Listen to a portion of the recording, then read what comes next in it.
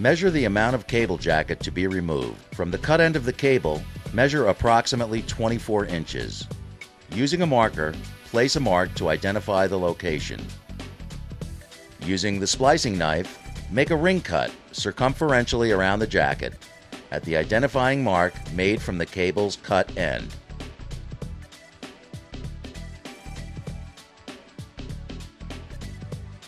From this ring cut, make a longitudinal knife cut through the jacket, parallel to the axis of the cable, to the cut end of the cable.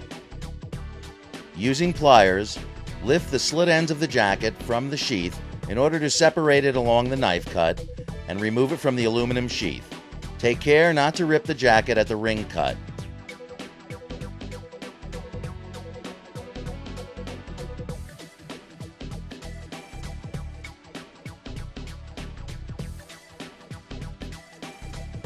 Measure 2 inches in from the cut end of the jacket and place a mark on the aluminum sheath. Mark a circumferential ring around the sheath, making sure it crosses over the crown and into the valley as you move around the sheath. This mark will act as a guideline when cutting the sheath.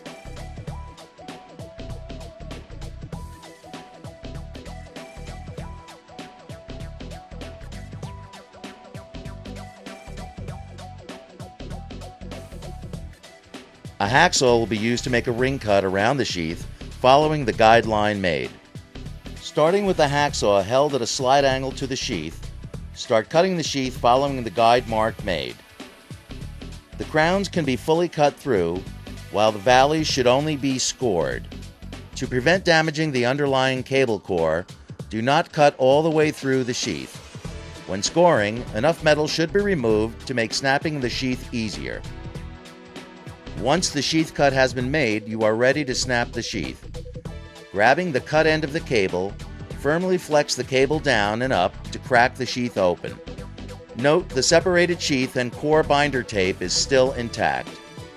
Using some type of marker, mark 2 longitudinal lines, approximately 2 to 3 inches apart, along the aluminum sheath that's to be removed.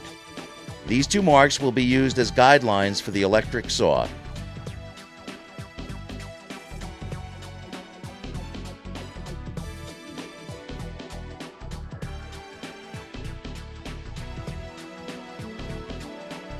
The saw blade depth should be set so that it cuts through the crowns of the sheath and almost through the valleys of the sheath. The correct depth can be determined on a trial piece cut from the cable that requires stripping.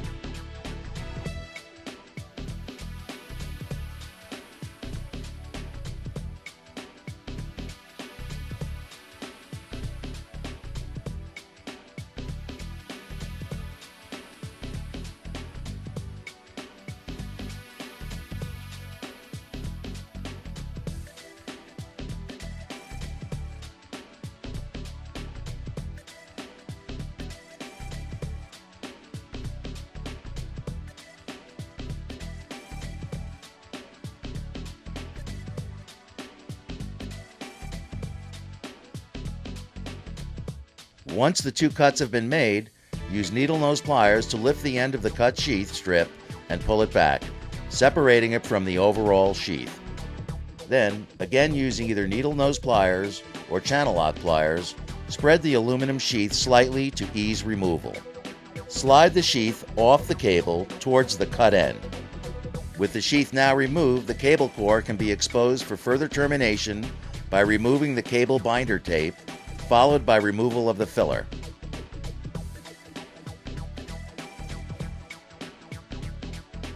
When cutting the binder tape or fillers, always cut away from the cable core.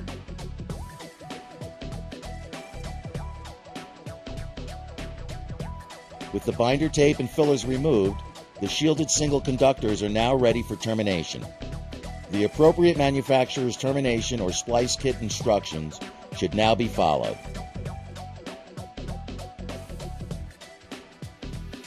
A short length of small diameter cable can be stripped very easily.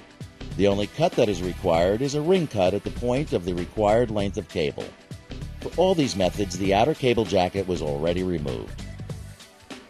Utilizing a standard pipe cutter, Set and tighten it at one of the sheath crowns.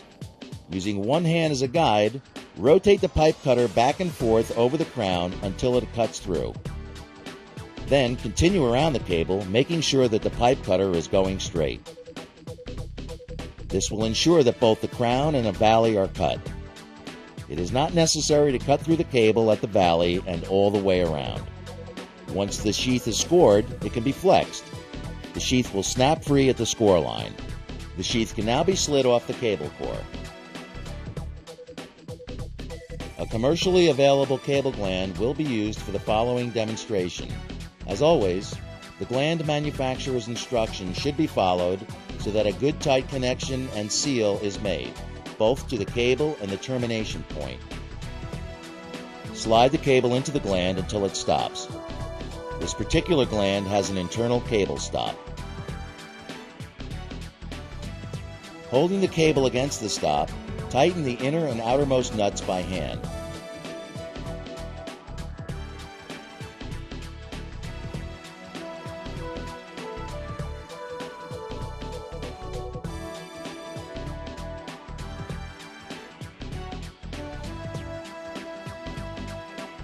Then, wrenches can be used to fully tighten the nuts so that the device locks around the cable.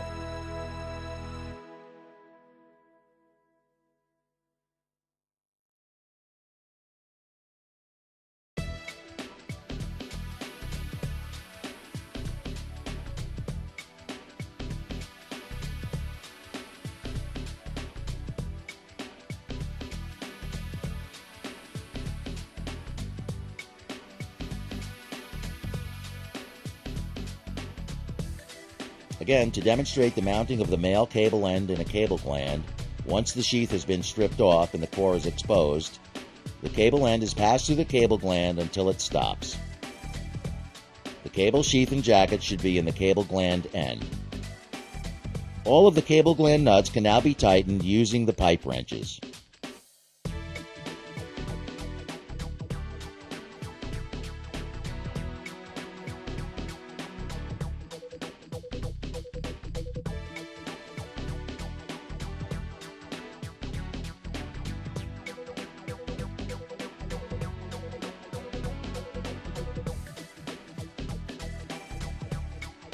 The saw blade depth should be set so that it cuts through the crowns of the sheath and almost through the valleys of the sheath. The correct depth can be determined on a trial piece cut from the cable that requires stripping.